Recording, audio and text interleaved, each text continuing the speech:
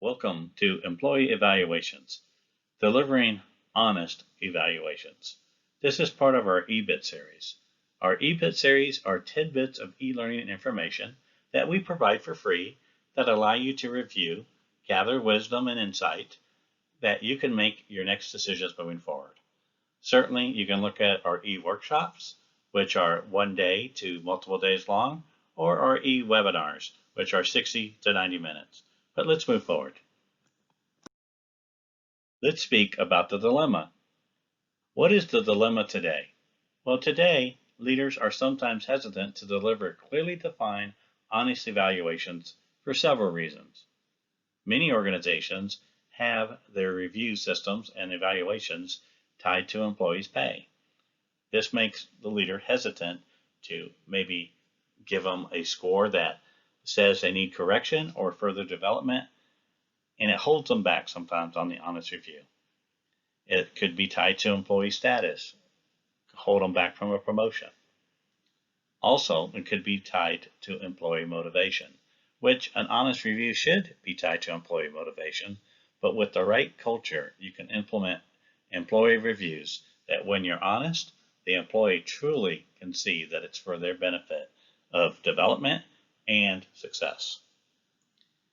Right now, some leaders just like sugarcoating because they believe that it pays benefits. Obviously, morale is important, so when they sugarcoat, they feel that they're maintaining morale. But once again, proper cultures built with the right expectations can give honest reviews where the employee understands it's for their benefit of development and success. And then finally, the dilemma for that leader has fear of conflict. They just like to avoid conflict, which I would question whether they should be in leadership. Let's briefly speak about the cause. Our belief system drives our attitude, that then drives our behaviors, which become our actions.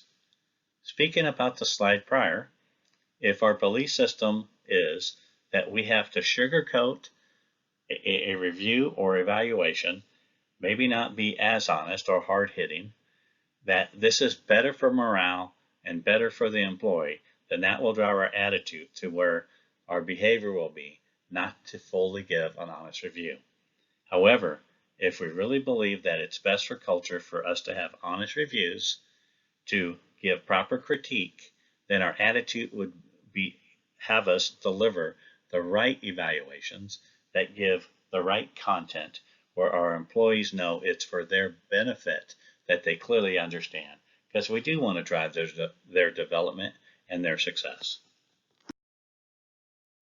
This is why it's very important for leaders to understand the true benefit of an honest review.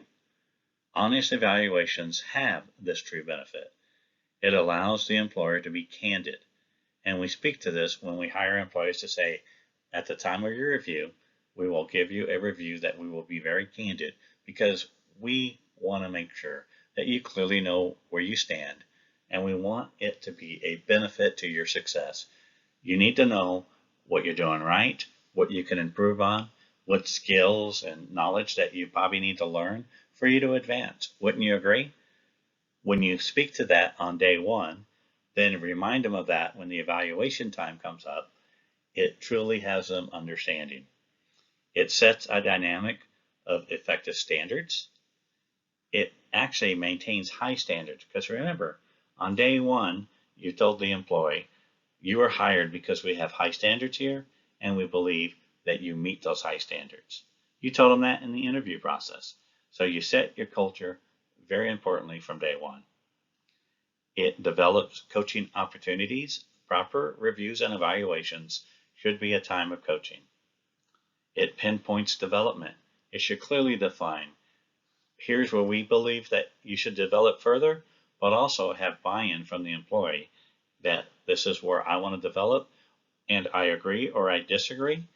That conversation needs to happen as well. It defines specific goals and objectives if worked properly. Then if we're going to agree that here's where you need to develop, let's put a small plan into place that has SMART goals. And then finally, it's fair because it's honest. You've heard it. We've both talked through it. We've had an opportunity to give opinions, and even disagree. But here's what we're going to do moving forward. Let's speak about the process. First thing that I teach when I work with organizations on how to define and give honest reviews is to eliminate reviews being tied to pay increases. That eliminates the desire to want to sugarcoat because it's not tied to your pay. And in fact, we would tie pay to more of what is your development plan and are you executing? So think about it. If people are executing on the development plan and learning more skills and knowledge, that really drives what's going to drive your results. We also reset the scoring metric where we only have 3 numbers, not 1 through 8, 1 through 7, but 1, 2, or 3. 1, it means it does not meet. 2, it meets our high standards. Remember, we have high standards. So 2 means you meet our high standards. And 3, that you exceed our high standards. But we also communicate that a score of a 3 is rare because 2 equals our high standards that we set. Obviously, we have the employees self-evaluate themselves. The first time they do this, they will probably give themselves several 3s. But this is why it's important that you meet and compare with your evaluation. And holding firm, you need to stand your ground and then educate. You need to demonstrate examples on what a 3 score would be. Here's a story. I hired a person once that was very knowledgeable on grant writing. At the time of his review, there was a section that says knowledge in his field, and he gave himself a 3. When we sat down, I showed him that he met our high standards, and I gave him a 2. His argument was, nobody knows grants like I do. My comment back was, if you didn't have the knowledge that you have, I wouldn't have hired you. So you meet my high standards. However, this allowed me an opportunity to describe to him what a 3 score would be. And I explained, a 3 score would be if you can find additional grant monies that we are unaware of, that we can expand our grant business. The next year, he set out and doubled his goal and had high success and earned a 3. This was the power of the 1, 2, 3 scoring and giving an honest review. This is why on day 1 of hiring, it's important to talk about your reviews and evaluations, even though they may be months away, even a year in some organizations. But the conversation on day 1 is, let me explain how our review system works. At time of review, you will be reviewed on a 1, 2, or 3. It's not tied to your pay, so we do that we can be clearly honest with you, because your success is important to us.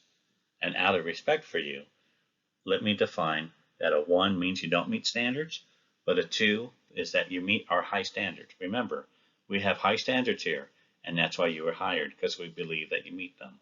So a 2 means that you're meeting those high standards. I further want to explain that a 3 means you exceed those high standards, but it will be rare to score a 3. A 3 means that you had to go over and above those high standards and probably expand outside of your job description. Then at time of the review, you remind them of that conversation again. Here, I'm going to offer you the self-assessment. Remember, 1 means you don't exceed or you don't meet the standards. 2 means you meet the high standards that we set, and 3 means you exceed. I'll need to remind you that a 3 is rare, because it means that you need it to go over and above, exceeding our high standards and outside and your expanded job description. But so you have those conversations, but then you have the review process where they review their score, you review yours, and much like that conversation of the grant writer, that's where you need to address it, and you need to stand your ground. At the end, you help define, here are the skills, here are the knowledge that we needed to learn. Let's put a little plan together. Do we agree? You want to make sure that you have buy-in on that agreement. And then you put an accountability plan together that they can execute. Finally, you're really driving towards the results. You want that mindset that Your company is not ordinary. It exceeds height standards. And that person should take pride that they're exceeding height standards and are working for a great organization. The execution defines key results. You should have motivated employees. The employees should have buy-in. They know about the high standards and the high expectations. You have high achievement because of this. Strong leadership that's standing their ground, but yet coaching. You have accountability throughout the organization, and there's no ambiguity. We must remember that culture is simply a shared way of doing something with a passion. Great quote by Brian Chesky, co-founder and CEO of Airbnb. Thank you very much. We want to thank you for attending. If you'd like to email, our email is mark@markvillarreal.com.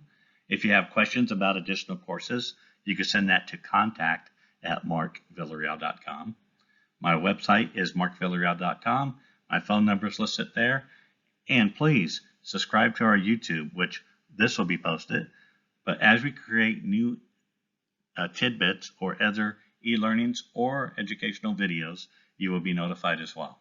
So please, thank you very much and have a good day.